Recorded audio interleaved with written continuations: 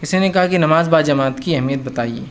روزے میں کوئی ٹی وی پروگرام نہیں دیکھ سکتے تو وہ کمپیوٹر پر گیم کھیل سکتے ہیں کیا؟ یا ٹی وی پر سپورٹس کھیل کے پروگرام دیکھ سکتے ہیں کیا؟ بہرحال دیکھیے، نماز با جماعت کا بہت زیادہ ثواب ہے۔ بلا کسی شرعی عذر کے جماعت سے چھوٹنے والوں کے تعلق سے نبی اکرم صلی اللہ علیہ وسلم بہت سخت وعیدیں فرمائی حدیث کے اندر، ٹھیک ہے۔ اور جو شخص بلا وجہ جماعت کو چھوڑتا ہے وہ 27 درجے ثواب کم پاتا ہے، یاد رکھیے، جماعت کے ثواب کے مقابلے میں۔ تو ہم بلا شرعی عذر کی جماعت نہ چھوڑیں اور اس کے بہت سارے ثواب آتے ہیں۔ اب رہا مسئلہ کہ رمضان میں ٹی وی کے بدلے کمپیوٹر گیمز کھیلنا، تو یہ تو ایسا ہی ہوا کہ بس رمضان میں روزہ رکھ لیا، ایک مشقت اور محنت ہم پہ ڈال دی گئی بوجھ، اب اس بوجھ میں ہم کچھ نہ کچھ ٹائم پاس تو کریں گے۔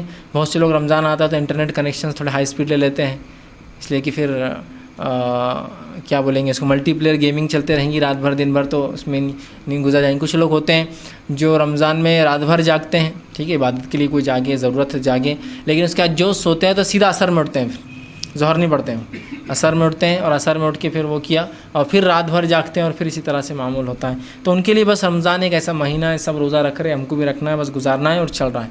نہیں، رمضان اور غیر رمضان کبھی بھی با جماعت نماز کی بڑی فضیلت ہے۔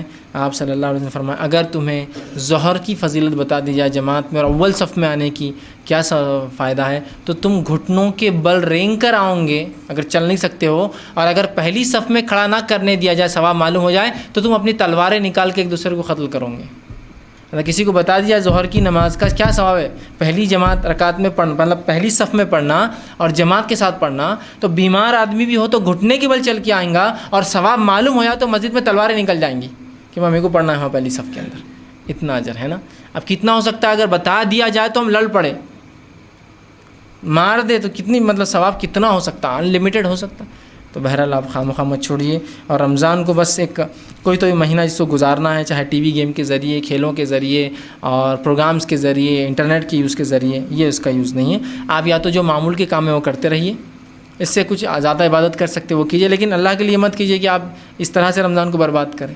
ایٹ لیسٹ وہ آدمی جو اپنے حلال روزی کمانے میں اور اس میں لگائے، وہ تو بھی ایک اچھی کام میں شمار ہوں گا، بنسبت اس کے کہ رمضان میں روزے رکھ کے گیم کھیلے۔ تقوی حاصل کرنے کے مہینے میں تو آپ جو ہے جس کو ہم کہیں گے اور اس مہینے کو ضائع کرنے والے بن رہے ہیں، تو بہرحال یہ سب درست نہیں ہے۔ اور میں جانتا ہوں بہت سے لوگ اس طرح سے کرتے ہیں حرکت، ٹی وی ہو گیا، انٹرنیٹ ہو گیا، گیمز ہو گیا، رات بھر جاگنا اور دن میں سونا، عبادت کے لیے جاگنا ٹھیک ہے، لیکن خواہ جاگنا اور ظہر چھوڑ دیتے ہیں، سیدھا عصر میں اٹھتے ہیں، اور کوئی روزہ محسوس نہیں ہوتا ان کو۔ کیا روزہ محسوس ہوں گا جب آدمی سو جائے، اور کیا انسان میں تقویت آئیں گی، اور کیا اس کو پتہ چلے گا کہ کام کاج کرتے ہوئے روزہ رکھنے سے بھوک لگتی ہے، کیا غریبوں پر گزرتی ہوں گی جن کے پاس کھانا نہیں ہوتا ہوگا۔